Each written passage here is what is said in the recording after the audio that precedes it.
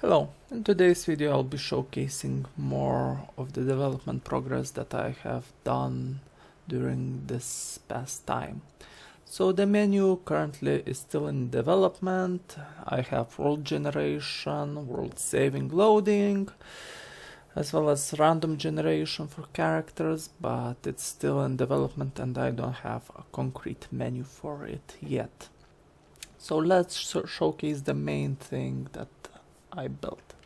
So everything is as it was previously, except now we have visors. If I click V, I can have thermal vision. Thermal vision currently is in development, and I'll showcase it more spreadily in the next video as it's gonna be quite involved. But you can already see some tricks, including the tiles and tile maps,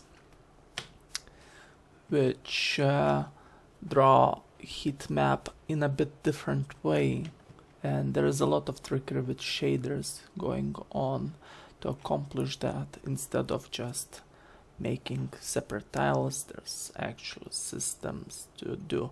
And this thermal vision is currently using black hot thermal vision, and there's options for more different thermal visions as well, but that's going to be in another video, as I haven't yet completed all the systems in it. And then there is night vision, pretty basic. Also in night vision, because only shadows exist, you can pretty much see the problem with having even 1 degree error, which makes the shadows jump slightly when moving, and I don't think that's good and gonna be fixed later down the line. So that's all there is for gameplay. Now for the editor part. So first off, I'm just gonna show the menu. So we're currently in the menu, the game is running. We have the scene to show. Of course, if I remove the light, or rather I just show this object exists, and if I rotate the flashlight, you can see the player generated. All players are currently looking like this. The weapon, the flashlight part, and the arms part is currently not randomly generated, and there's a lot of trickery that will involve that, so it's only visor generation as well as body. Color for the body is still not generated because I'm gonna have my custom shader graph for body, and this is only a temporary body because I want to change skin tones, so it's gonna be white and black map to make certain pieces darker and lighter of the body. And with that, of course, I'll add hair colors and shirt colors, but for now it stays like this. Now for the when loading or creating new game just opens settings for difficulty, etc. When I click on load game, I can see all the games, but currently we have only one, which is current, with basic data when I created the world. The world, essentially there's a few created world managers, entity subscene loaders, just check what subscenes are loaded. Set default world just loads the main information, sets up the default world. How worlds are loaded is also quite interesting. This essentially holds all the worlds, and persistent holds the world itself, and everything is controlled via GUDs. Of course I could have used hash, for example integer hash or something else, but decided to just use GUIDs because it's way easier. So currently the information is this. Loads up default characteristics, default visors, pretty much basic information, and also it only loads up parts of the information when it is requested. Otherwise it's unloaded, and the script knows that it's unloaded, so it doesn't override or save, only saves the necessary information. And of course saving is also encrypted. Now let's go to the main game. Now we're in the game screen. I'll also load the subscenes to show what's happening. So we have the player. There's a lot of tags, including visor pivots, which we know where the visor is, but that's everything that is loaded.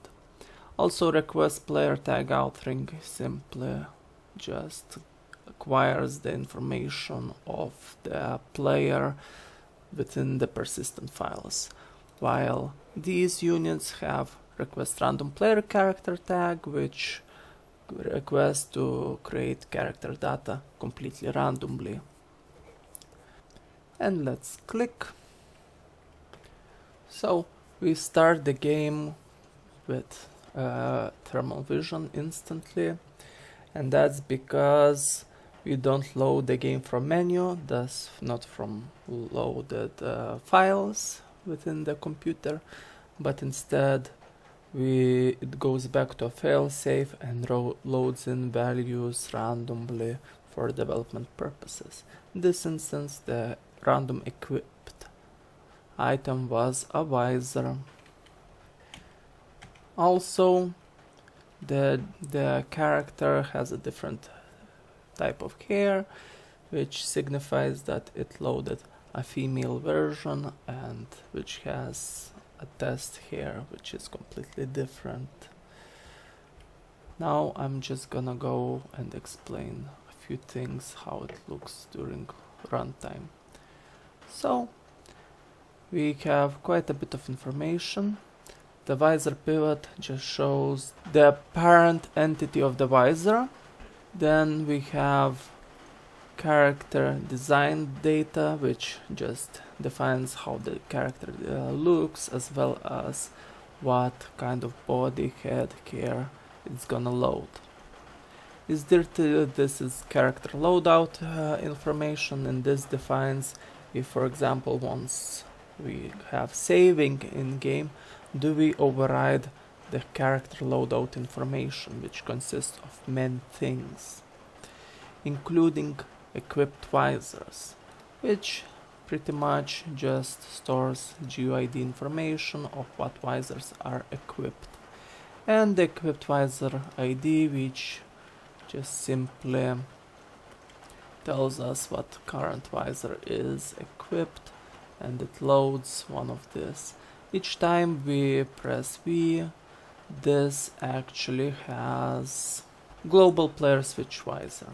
So each time we click, this sets to true. Then there's a system that checks all entities that have player tag, as well as visor tags, equip visor IDs, as well as equip visors enabled, and just switches those. And that's pretty much it for that. Now, how do we manage randomization? There's a system that I developed called the entity pool, and it holds all entities that can be pooled and instantiated, including equipment, body, male and female body versions, as well as any item that's gonna be in the game, like table, refrigerator, a TV screen, a wardrobe, or any of the sort. So how it works?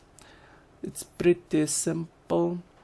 There's a load key, which is a shared component, we can actually find loaded key, and there's a load key.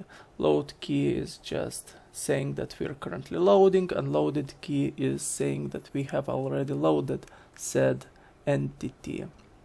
Entity pool key is the way to find this actual component, and entity pool list count just says how many items this thing has, as well as entity pool list data, all the items, entities that it has.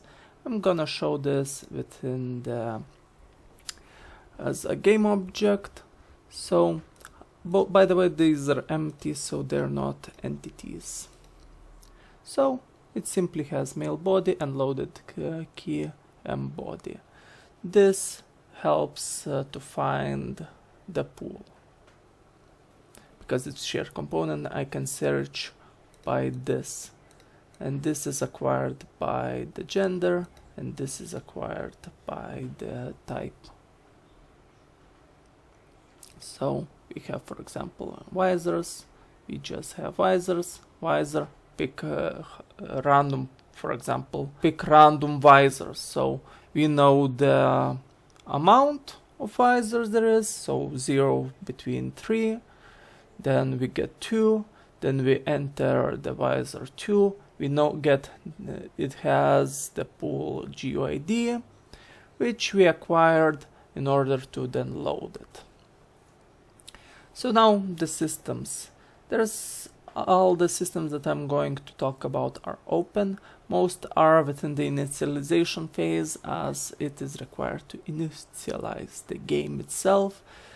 So the subscribe requests are mostly used for loading purposes, as it helps to know the amount of objects being loaded into the game. Thus I can create a GUI part, for example loading screen, to load percentage information, as I know the amount, and once everything is loaded, it pretty much deletes itself. So that all the subscribe parts are this. The important parts are request player character system, request random player character system, which just simply loads the information of the character as character. Request, then after we have the character, we request the character's part. For example, what visors does he have, what body type he has, what to load for his head, etc, etc. So first we load these, then we load this. Also, of course, subscriptions are loaded even before that. So this is the same, we just load the entity pool and we know when the entity pool is loaded. We first spawn and completely initialize the entity pool, and then we launch entity instantiate systems, and this pretty much checks all bodies that have entity instantiate components, and if it has that component, it instantiates said component from within the entity pool lists. And this, for example, part system simply doesn't instantiate the component itself, it just adds instantiate component with the GUID that it acquired from the player data.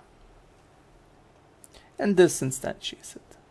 Then once it's instantiated, we have the entity referencing group, which this is also the most important. So this is essentially instantiates a component that holds the parent reference. Init sorting is essentially checks all sprites of the body and gives the sorting layer that is specified here. It's used because the main player that you control has the player sorting layer, and it's always visible no matter the light level, while NPCs have the NPC sorting layer, which are only visible when the light shine upon it. So the Sorting layer management group, pretty much responsible for changing all sprites to specified sorting layers. Then the visor system group is responsible for actual visor control, from equipping visors to switching visors. Init visor system initializes all visor systems, and the init player visor system checks if the visor is player visor, so the main parent has the player tag and adds the player visor tag to said visor if that's the case. Add switch visor tag essentially checks if it's the global visor within the global properties. Switch visor if this value is true. If this is true, then we add the switch visor tag to all of the visors, and then if it has that switch visor tag, then switch visor. It's separated because, for example, maybe I want to have enemies that has visors and they can switch through their own AI logic, so we just use a tag, and we pretty much one is creating that tag, one checking the tag, and the last one is removing the tag. Yeah, this removes the initialization, so I can have init the main body, init for players, init for enemies or multiplayer. That's pretty much everything I am going to show in this video. In the next one, as mentioned before, I'm going to talk about thermal, but it's gonna take a while, it's a bit complicated, and there's a lot of systems involved with it. And that's everything. Thank you for watching.